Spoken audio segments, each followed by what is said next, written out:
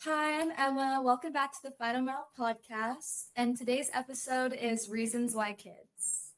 And I'm Sawyer, and the three topics we're going to be discussing today is one, reasons why kids are confused about death, and two, why kids don't hear about death, and three, why kids are scared to talk about death. So, Emma, earlier we were talking a little bit about an experience you had with a friend in elementary school. Do you want to share what that experience was? Yeah, so when I was in probably first grade, one of my best friends lost her dog.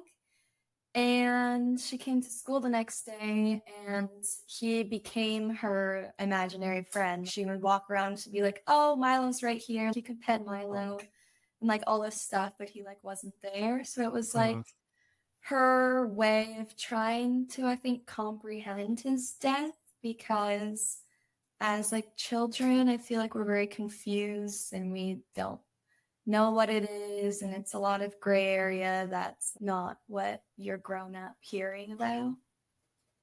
Yeah, thank you for sharing that. I could see that being a kid as like a common coping method to try to keep the animal in their lives and being confused that death is permanent. At that age, I definitely think it's a hard concept to grasp. Well, I guess at any age, really, like people don't know what happens after death. Like you said, it's that gray area. So I guess it's kind of a hard concept to grasp for anyone. But yeah, especially at that young age. Okay, so moving past high school and talking about high school and high schoolers. So why might kids be scared to talk about death? I think that they might be scared to talk about it, first of all, for themselves, because when the person who is dying is declining, most people will just deny it and say they're like, oh, they're going to get better. It's all going to get better. But so then when they actually do die, it hits you all at once because everything that you've been like denying and you haven't been like accepting and being able to allow the grief to come in. So the grief all hits you at one point, which is a scary thing to deal with. And I think also that they don't want to talk to anyone about it. And they're scared to talk to people because they don't want to make them sad or like affect other people negatively. So, do you have any experiences with that? So I actually have an experience with making about touching on the make another sad part. So a few months ago, we had to put my dog down, and so my dad had let me know that there's only a few more days left. And so the day before we did it, I wanted to stay home from school and just spend time with him. So I emailed my like the attendance person, or I don't think it was the whole day of school. It was like the first few periods or something. So I emailed my attendance lady like, "Oh, I'm not gonna be here for school." And I just told her like why. I was like, honestly, like just I want to spend time with my dog, who we're gonna have to put down later that night or the next night.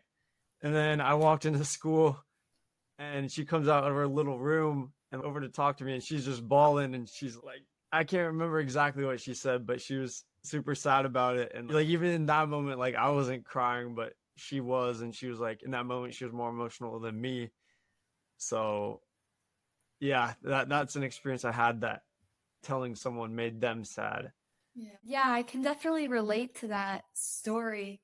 I know, like, telling people, it almost makes you feel relieved. I know when my grandfather passed, my mom told my closest friends, and I didn't even know she told them.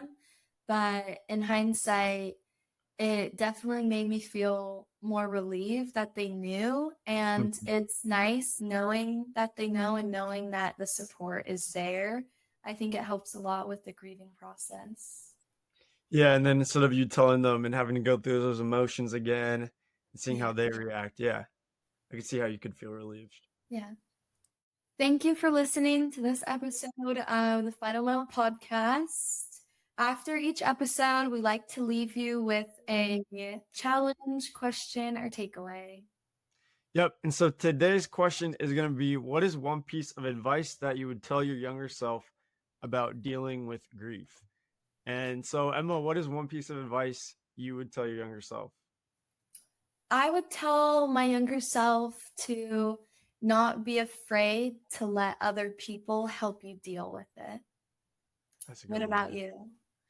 I'd probably just say take your time. Like everyone deals with grief and things in life just differently, and everyone reacts and deals with it differently. So I think it's kind of your journey. So take your time with whatever you're dealing with. So yeah, to conclude our episode, we'd like you all to think about one piece of advice that you would tell your younger self when dealing with grief. So thank you all. Bye.